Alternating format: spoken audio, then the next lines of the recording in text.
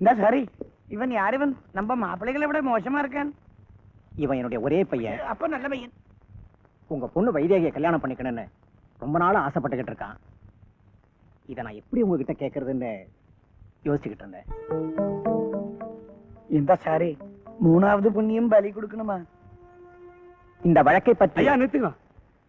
ஐயா, இந்த கேஸ் பற்றி முக்கியமான விஷயம் உங்ககிட்ட சொல்லணும். அதுக்கு நீங்க அனுமதிக்கணும். Yes proceed. சத்தியமாக நான் சொல்வதெல்லாம் உண்மை, உண்மை தவிர வேறொன்றும் இல்லை. நீங்க என்ன நினைக்கிறீங்களோ அதை தைரியமா பயப்படாம இந்த கோர்ட்டுக்கு சொல்லலாம். ஐயா, நான் பணத்துக்கு ஆசைப்பட்டு இந்த முருக பக்தருக்கு பாவம் செஞ்சுட்டேன். அதனால நேற்று ராத்திரில இருந்து என் ஒரே பையன் கையும் காலை எழுத்துக்கிட்டே துடிச்சுக்கிட்டு இருந்தான். தெய்வமே, நான் செஞ்ச பாவத்தினால என் பையன் இப்படி ஆயிட்டானே. நான் உண்மை சொல்லிடுறேன், என் பையனை காப்பாத்துன்னு அந்த தெய்வத்துக்கிட்ட வேண்டிக்கிட்டேன். காலையில பார்த்தா அந்த தெய்வத்தோட அருளாலே என் பையன் நல்லாயிட்டான். இதுக்கு மேலும் உண்மையை சொல்லலன்னா பாவம் இல்லைங்களா? அதனால உங்ககிட்ட உண்மை சொல்றதுக்காக ஓடி வந்தேன். ஐயா, அங்க உக்காந்துக்கிட்டு இருக்காரு இன்ஸ்பெக்டர் ஐயா. அவர் என் போட்டோ கடைக்கு வந்து 2 போட்டோ கொடுத்து ஆள் மாறாட்டம் பண்ணி கொடுக்க சொன்னாருங்க. 1000 ரூபாய் வேற கொடுத்தாருங்க. நானும் மாத்தி கொடுத்தேங்க. அதாங்க நீங்க பாக்குற அந்த போட்டோ. இதுதாங்க இன்ஸ்பெக்டர் கொடுத்த ஒரிஜினல் போட்டோ.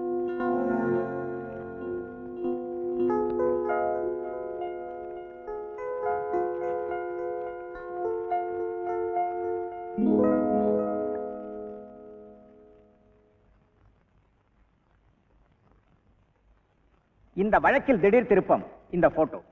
இதை எப்படி எடுத்து மாற்றினார் என்பதை இதை எடுத்த போட்டோகிராஃபரை தெளிவாக சொல்லியிருக்கிறார். அது மட்டுமின்றி குற்றவாளி என கருதப்படும் இவர் எங்கு பிறந்தார், எந்த தேதியில் பிறந்தார் என்பதற்கான சான்றிதழ்கள் நேற்றே கொடுக்கப்பட்டு விட்டன. இவற்றையெல்லாம் வைத்து பார்க்கும்போது குற்றம் சாட்டப்பட்ட இவர் டெல்லி ஜெயிலில் இருந்து தப்பிய சோனியே அல்ல, முருகபக்தர் சோமுதான் என்பது தெளிவாக தெரிகிறது. எனவே குற்றம் சுமத்தப்பட்ட முருகபக்தர் சோமுவை இந்த நீதிமன்றம் விடுதலை செய்து தீர்ப்பளிக்கிறது. சைலன்ஸ். இந்த வழக்கை தொடர்ந்த இன்ஸ்பெக்டர் திவாகர் எதிர்க்கட்சியினரின் தூண்டுதலால் வேண்டுமென்றே மக்களிடம் செல்வாக்கு பெற்ற முதல்வர் மீது களங்கம் ஏற்படுத்தும் வகையில் இப்படி ஒரு பொய்யான வழக்கை ஜோடித்திருக்கிறார். இவர் செய்கையால் காவல்துறையின் கௌரவம் குறைந்துவிட்டது. இவர் மீது மேலதிகாரிகள் உடனே நடவடிக்கை எடுக்க இந்த கோர்ட் சிபாரிசு செய்கிறது.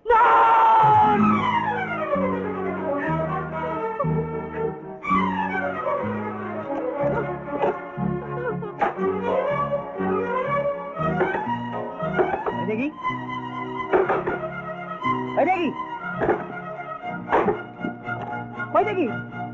வைதேகி, வைதேகி,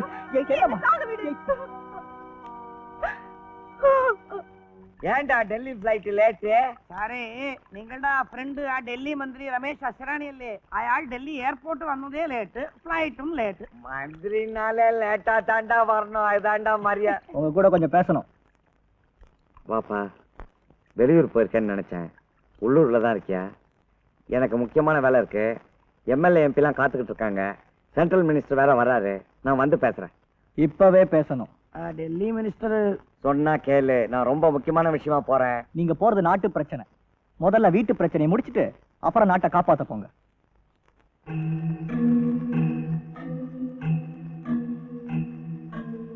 வாமா தைரியமா.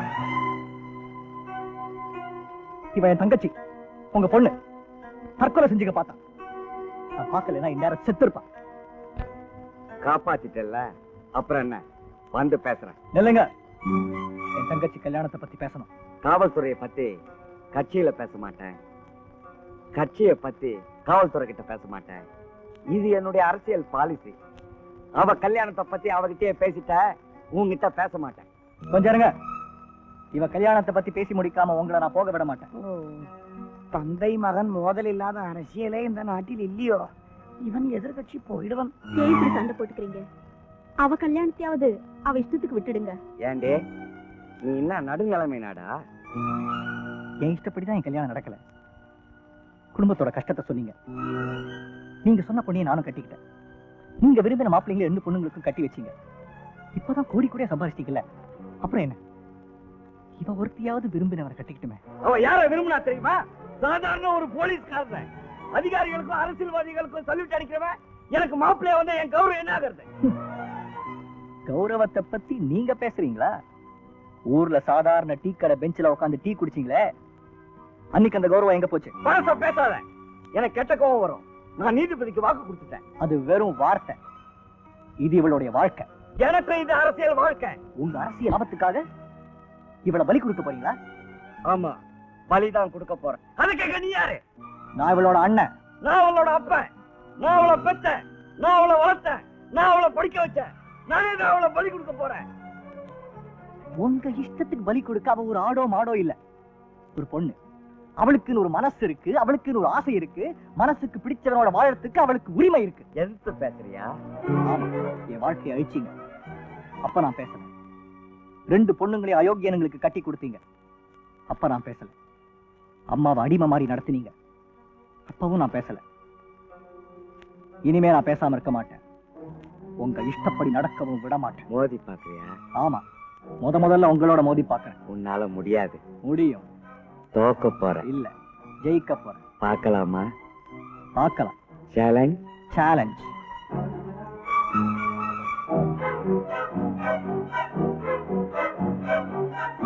சேலஞ்ச் பண்ணி என்ன எவனுமே ஜெயிச்சது கிடையாதுடா.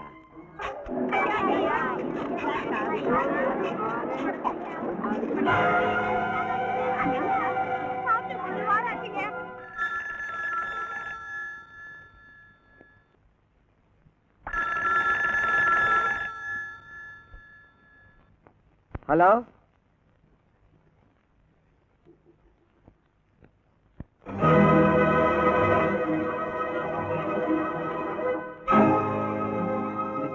போன்டா வேண்டாம், நிறைய பேர் இருக்கா, எவனாவது தேவைப்படி தொலைக்க போறான். விட போனேன்.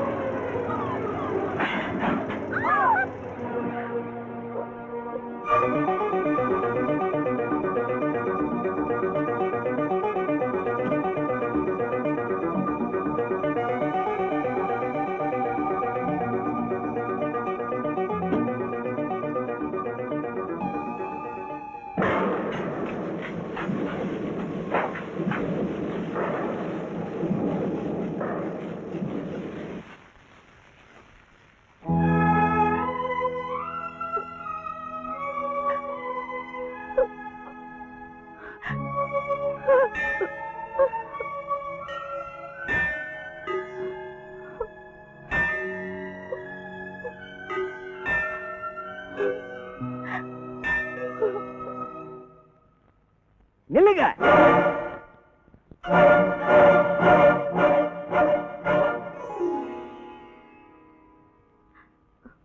என்னங்க, நடந்ததெல்லாம் மறந்துடுங்க. இவ யாரு? நம்ம பொண்ணு தானே.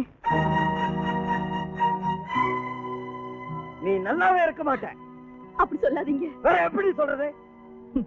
அப்பாவா தான் நடந்துக்கல, ஒரு மனுஷனாவது நடந்துக்க கூடாது. என்னடா அவளுக்காக பறிச்சு பேசுற? அவன் நடந்துக்கிட்டது சரியா இல்ல நீ நடத்தி வச்சதுதான் சரியா? ஒரு முதல்வரோட மகளை ஒரு வேலை விட்டு இல்லாத கல்யாணம் பண்ணி வச்சிருக்கே, நம்ம குடும்ப கௌரவம் என்ன ஆகுறது? குடிநீர் வாரியத்துல உன் புருஷன் அடிக்கிற கொள்ளையில நம்ம குடும்ப கௌரவம் கொடி கட்டி பறக்குது. என் புருஷனை பத்தி நீ பேசாத. ஆமா, உன் புருஷன் பேரை சொன்னாலே சாரா என்ன அடிக்குது. ஆமா, யாருக்கு கிடைக்காத புருஷன் இவ்வளவு கிடைச்சிடாதாக்கும். உன் புருஷன் மாதிரி என் புருஷன் ஒண்ணு பொம்பளை புடிக்க இல்ல. சீ நாய்களா, நிறுத்துங்க.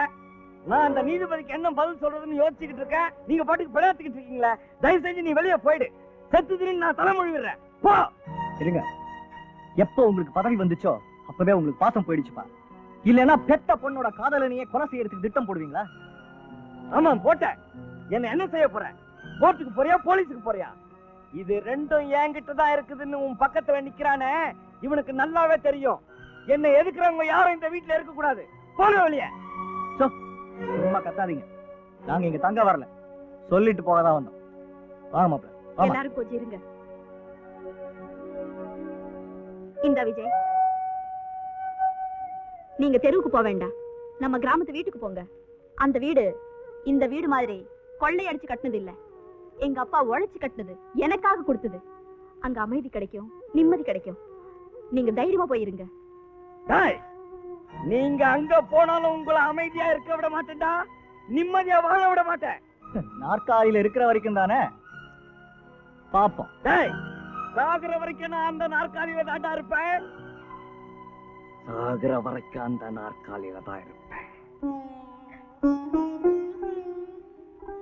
வா போலாம். அங்க வந்து மட்டும் நான் என்னங்க வாழ போறேன்? வேண்டாங்க, நீங்க போங்க.